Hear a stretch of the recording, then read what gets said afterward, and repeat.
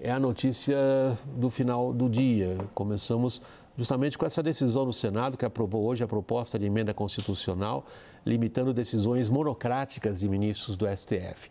É um capítulo, até aqui, o mais recente, no que se pode chamar de embate entre Congresso e a Suprema Corte. Direto de Brasília, a nossa repórter Tainá Farfan, com os detalhes ao vivo. Boa noite, Tainá. Oi, William. Muito boa noite para você e para quem acompanha a gente aqui no WW.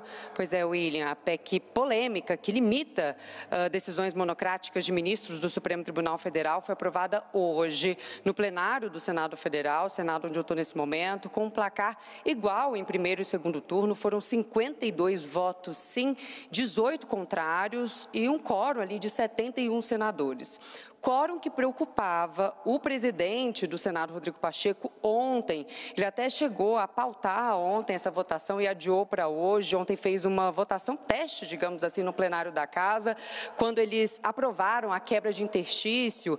E ali eles viram que conseguiram 48 votos favoráveis. Mas vale a gente destacar que 48 não é suficiente para aprovar uma proposta de emenda à Constituição que precisa da aprovação de pelo menos 3/5 dos parlamentares. Pois bem, o esforço de ontem para hoje foi total em garantir esse quórum e tivemos aí essa aprovação com uma margem nem tão, na verdade, quase nada expressiva, né? Do mínimo necessário, foram 52 votos sim. Bom, voltando para a votação de hoje, William, alguns pontos que eu gostaria de destacar aqui. PT e MDB orientaram não. Isso até que já era previsto. O que não era previsto foi o movimento do líder do governo aqui no Senado, o senador Jacques Wagner, que foi falar ali no plenário, disse que o governo deixaria livre a votação, mas que ele votaria de forma favorável a essa proposta de emenda à Constituição, para surpresa do governo, né? Governo que ali nos bastidores deixou muito claro que era contrário à aprovação dessa PEC. Então, esse movimento surpreendeu bastante aqui nos bastidores. Mais um movimento que vale a gente destacar aqui.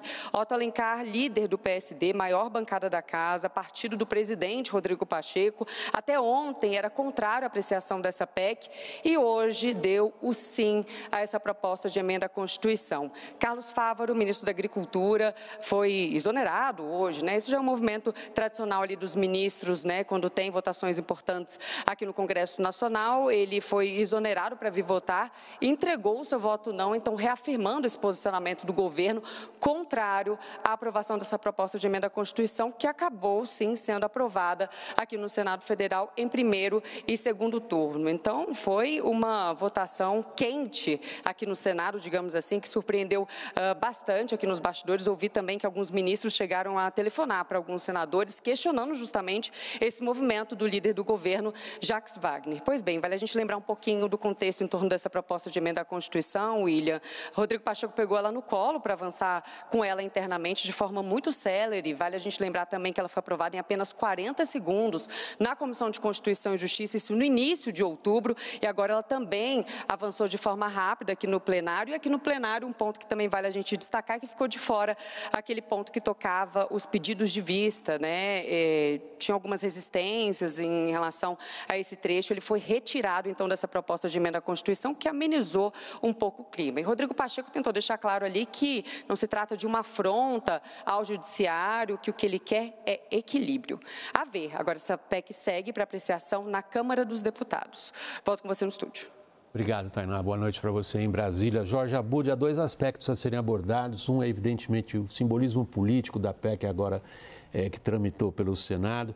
Outros são os aspectos mais técnicos, jurídicos. Vou aproveitar a sua presença e começar por esse segundo aspecto. Em que medida, de fato, a PEC limita a atuação de ministros do Supremo? William, a PEC ela impede a concessão da chamada medida liminar monocrática contra atos do presidente da República e do Congresso, basicamente, né? De forma bastante simples, que é uma possibilidade que hoje existe. Ela existe. Hoje o Supremo tem adotado uma postura em que a concessão de uma medida monocrática, ou seja, por um único ministro, imediatamente ela é submetida à avaliação do restante do órgão julgador. E essa limitação, ela, na minha visão, é inconstitucional, a gente pode falar a respeito disso, mas do ponto de vista pragmático, William, ela é relevante. muitas vezes a urgência para a suspensão de um ato do Legislativo ou do Executivo exige que ela possa ser feita de forma monocrática, porque não é a todo momento que dá para reunir o plenário para deliberar com urgência sobre alguma coisa. Vou dar um exemplo muito simples.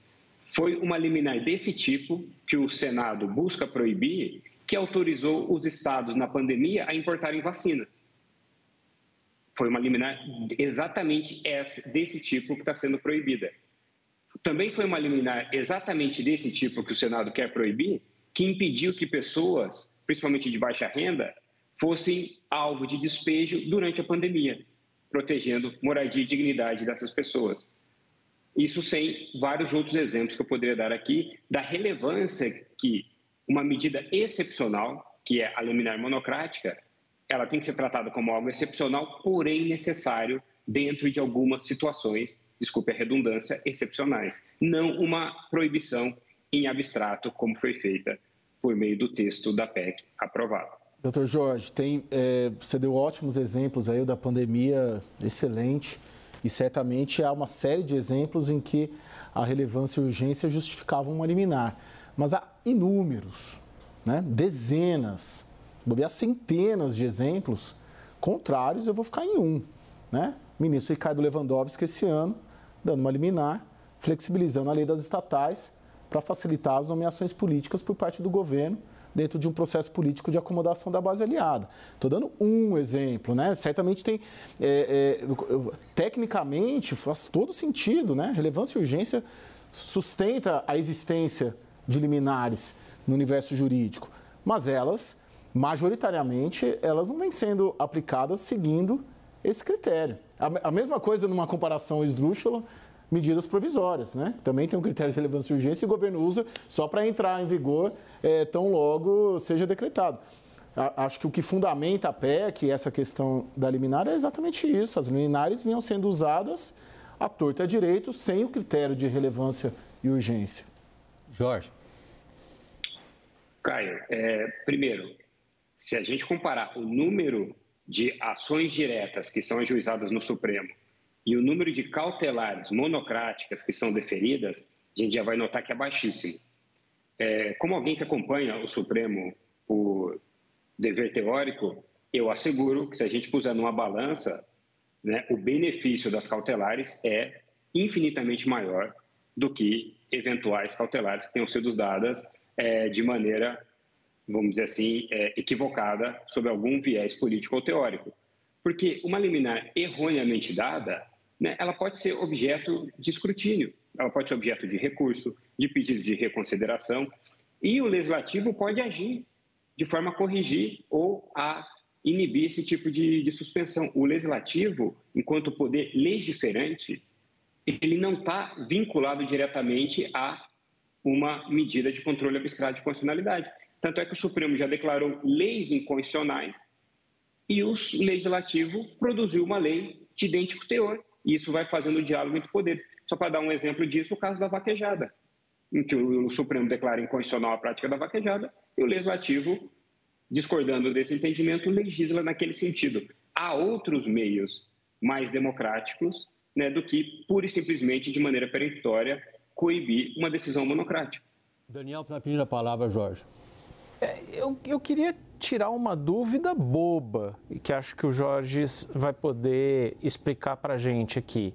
Naquela decisão de mudança do regimento que então o presidente do Supremo, Rosa Weber, implementou para tramitação ali de decisões cautelares e de pedidos de vista, essa mudança já não esvazia o conteúdo da PEC, porque me pareceu, Jorge, assim, desculpe se eu estiver falando bobagem, mas que hoje você não tem mais aquelas situações, a partir daquela mudança de regimento, de cautelares que ficam 10 anos, como aquela cautelar, por exemplo, de Joaquim Barbosa, que congelou por 10 anos a criação de tribunais regionais federais. Hoje, isso tem que ser automaticamente incluído ali no colegiado, em um dos colegiados do Supremo, que é o que diz a PEC, não é isso?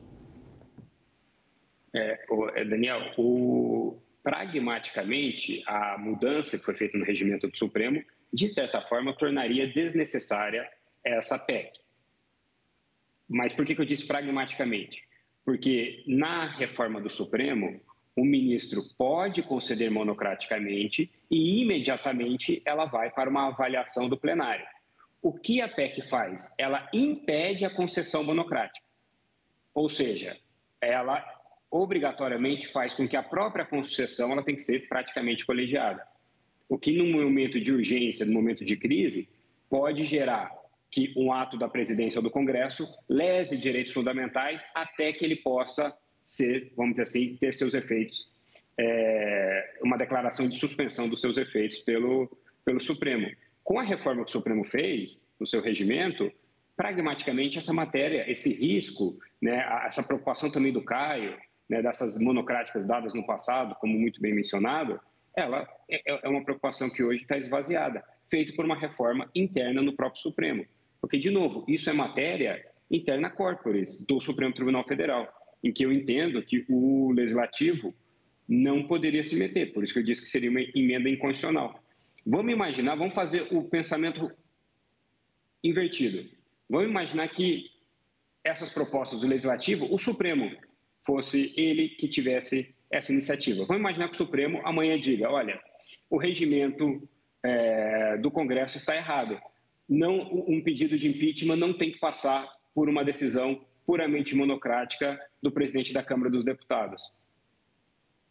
Muita gente critica essa regra. Poderia o Supremo falar assim, olha, daqui para frente não é mais prerrogativa do presidente da Câmara dos Deputados iniciar ou não um pedido de impeachment. É um exemplo, a gente poderia dar outros. Ou imagina que o Supremo, ele, como o Congresso também quis fazer antes, por meio dessa PEC, na questão dos pedidos de vista, fixar um prazo para o Supremo. Vamos imaginar que o Supremo amanhã diga, olha, eu entendo que o Congresso está demorando muito para aprovar uma reforma tributária, vou conceder 180 dias. Veja, da mesma forma como é surreal imaginar o Supremo fazendo isso com o Legislativo, o que eu gostaria de trazer aqui é que isso sim, esse tipo de PEC é uma invasão insidiosa e indevida de um poder em relação ao outro, como está sendo feito aqui, no caso, em relação do Legislativo em relação ao Supremo Tribunal Federal. Jorge, o que você está expondo ao nosso público, a gente conhece bastante também de conversas com integrantes da Suprema Corte, que reagiram agastados com essa PEC, embora em público não o digam. Jorge, você está sugerindo que essa questão vai ser discutida com base na sua constitucionalidade? Foi isso que eu entendi logo na sua primeira resposta. Na sua avaliação como acadêmico e especialista, você considera que é uma medida que invade, foi a palavra que você usou agora, o verbo que você usou agora. Você usou uma invasão do Legislativo. Isso vai acabar sendo decidido como? William, se a PEC, no final do dia, voltar, for aprovada, se transformar em artigo da Constituição, muito provavelmente ela vai ser contestada por alguma das entidades que tem legitimidade para ir ao Supremo contestá-la, ou pelo Procurador-Geral da República, ou por algum partido político, né, que tenha assento legislativo. E aí, veja, por uma questão que pragmaticamente já está resolvida pelo regimento do Supremo, a gente vai fabricar mais uma crise no Brasil. Porque a gente tem uma PEC que é inconstitucional para limitar o poder do Supremo, e eu, como professor, estou dizendo, e muitos especialistas já se manifestaram nesse sentido, é uma PEC inconstitucional. Isso vai para o Supremo, vamos imaginar que o Supremo declare essa PEC inconstitucional. Por uma razão completamente desnecessária, a gente está fabricando mais uma crise entre poderes na República Brasileira. Jorge, vamos para o lado político agora.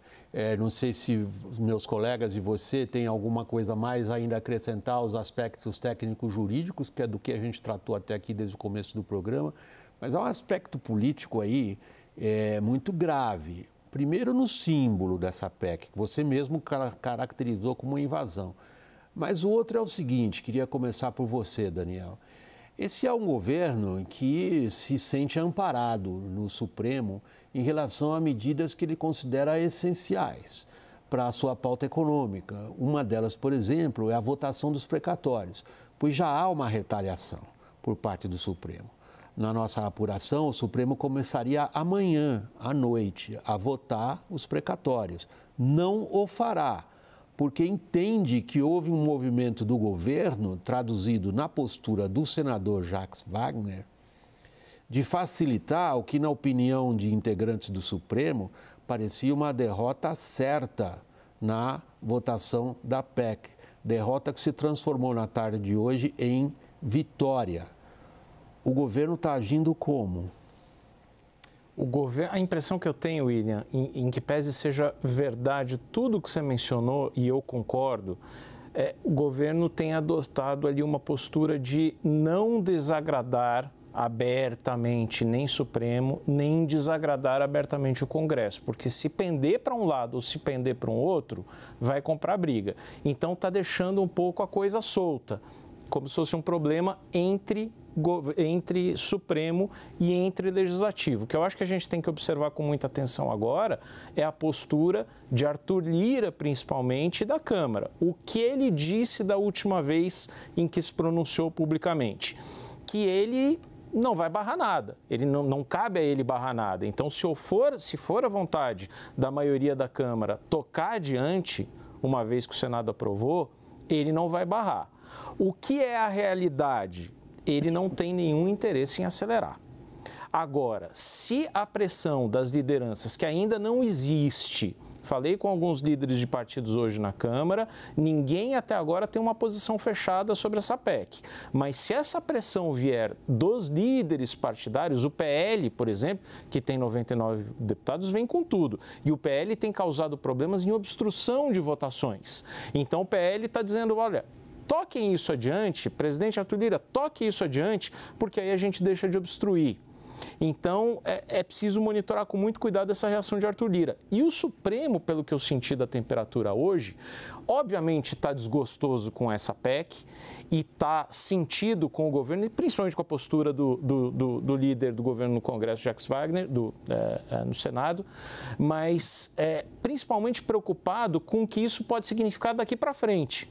Porque se o Senado aprova isso, a mensagem implícita ali do Senado é que pode ter votos para criar CPI do Judiciário, que pode abrir um processo de impeachment contra o ministro do Supremo. Então, a mensagem toda política do Senado para o Supremo é preocupante. Pelo menos é vista com preocupação do Supremo. Caio, rapidinho para a gente ir para o intervalo e a gente volta no intervalo no mesmo assunto. Como é que você está vendo o governo agindo nisso? Bom, hoje eu conversei no Palácio do Planalto e a mensagem era exatamente a seguinte: ficar longe do debate político e torcer para não passar, o que é diferente de operar para não passar. De fato, não sinto o governo operando, é preciso colocar uma situação extremamente delicada, porque na configuração dos três poderes, o governo, de certa maneira, compartilha o poder com o Congresso Nacional e é meio que devedor, né, em diversos fatores ao Supremo Tribunal Federal. Então, qualquer movimento muito claro do governo indispõe o Palácio do Planalto com a cúpula do Congresso, que ele depende para aprovar medidas,